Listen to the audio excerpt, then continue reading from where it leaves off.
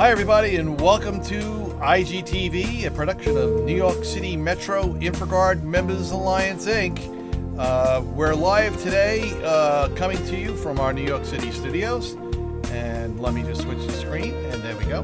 And with us this morning, we're going to have Keith O'Brien. He's a member of our board and also an engineer a distinguished engineer, I should say, with Cisco Systems. Hey, Keith, say hello to everybody. Hey, Joe, how you doing? Good to be here. Thank you. Not bad. Let me bring down the house music here a little bit. And Keith, thanks for taking time for being with us today. Our topic and focus with this series that we're developing with you is something near and dear to your heart. Yep. IPv6. Yeah. All right, so why don't we start it off?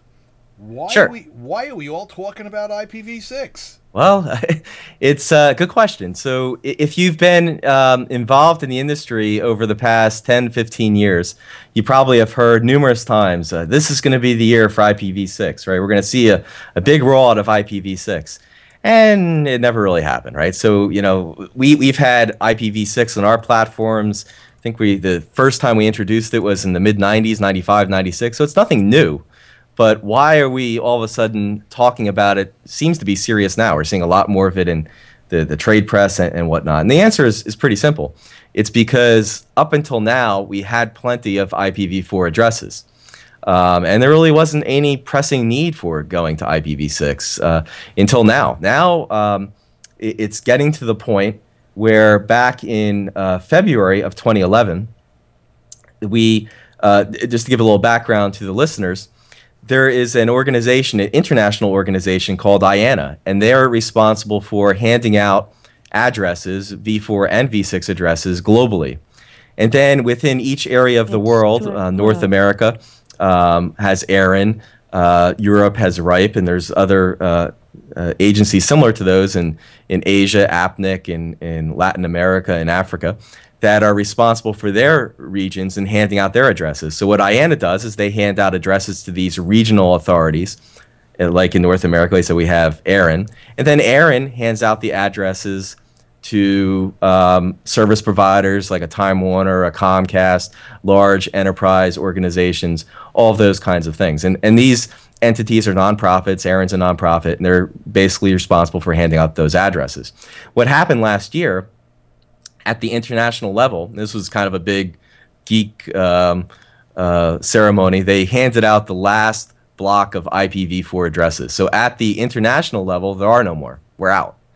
Now the clock is kind of ticking. Who regionally in the world is going to run out first? Everyone thinks it's going to be Asia. I'm actually surprised it hasn't happened already.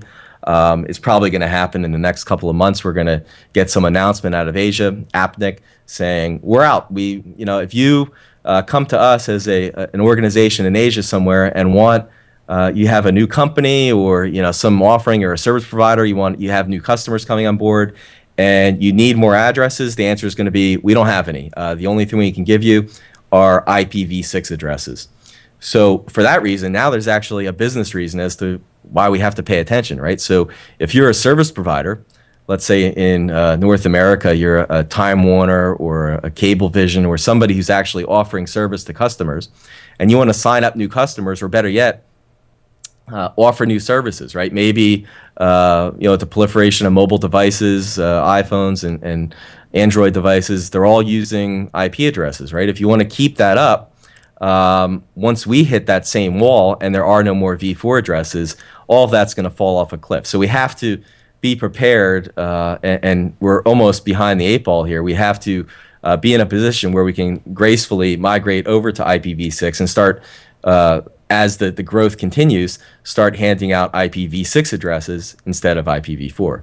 So that's really the short answer as to why it's happening now. It's really dirt simple. If you are if we take the example of a provider, if you want your business to continue and to keep growing, and if you don't go to IPv6, your business is going to essentially stop the day that IPv4 runs out. Well, it's kind of interesting, Keith. I hear the house music coming back on. All right, and that means we've got to take a short break here, but we're going to be back with more with Keith O'Brien, distinguished Cisco Systems engineer, and we're going to be talking IPv6. All right, so Keith, stand by, and we'll be back to you right after this advertisement. Bye now.